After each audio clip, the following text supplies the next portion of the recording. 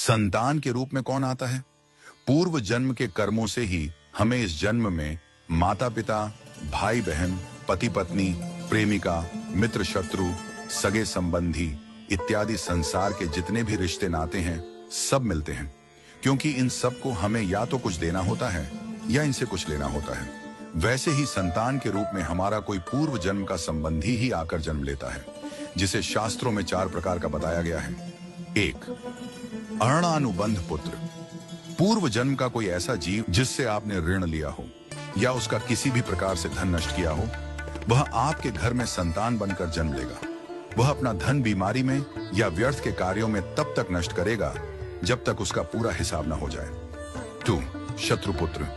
पूर्व जन्म का कोई दुश्मन आपसे बदला लेने के लिए आपके घर में संतान बनकर आएगा। बड़ा होने पर वह माता पिता से मारपीट, झगड़ा करेगा या उन्हें सारी जिंदगी किसी न किसी प्रकार से सताता ही रहेगा। वह हमेशा कड़वा बोलकर उनकी बेइज्जती करेगा और उन्हें दुखी रखकर ही खुश होगा। 3. उदासीन पुत्र। इस प्रकार की संतान न तो माता पिता की सेवा करती है, न ही कोई सुख देती है। वह उन्हें उनके हाल पर मरने के लिए छोड़ देती है। विवाह होने पर यह माता पिता से अलग हो जाते हैं और उनकी चिंता नहीं करते। 4. सेवक पुत्र। पूर्व जन्म में यदि आपने किसी की खूब सेवा की है तो वह अपनी की हुई सेवा का ऋण उतारने के लिए आपकी सेवा करने के लिए पुत्र बनकर आता है। जो बोया है वही तो काटोगे। यदि अपने माता पिता की सेवा की है तो ही आपकी संतान बुढ़ापे में आपकी सेवा करेगी, वरना कोई पानी पिलाने वाला भी पास न होगा। आप यह न समझें कि यह सब बातें केवल मनुष्य पर ही लागू होती हैं।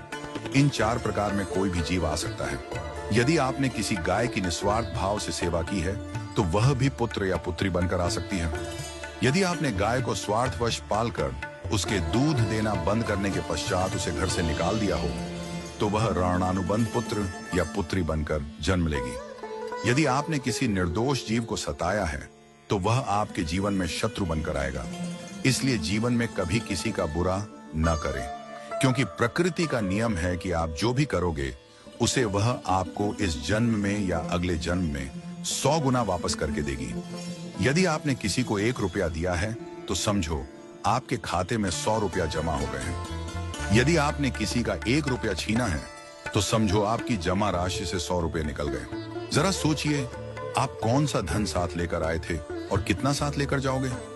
जो चले गए वे कितना सोना चांदी साथ ले गए?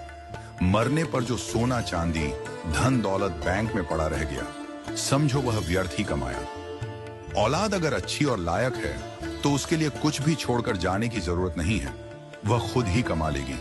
और औलाद अगर बिगड़ी या नालायक है तो उसके लिए जितना भी धन छोड़कर जाओ वह चंद दिनों में सब बर्बाद करके ही चैन लेगी।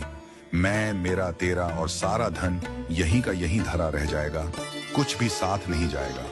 साथ यदि कुछ जाएगा भी तो सिर्फ अच्छे बुरे कर्म ही साथ जाएंगे। इसलिए जितना हो सके नेकी करो, सत्कर्म करो।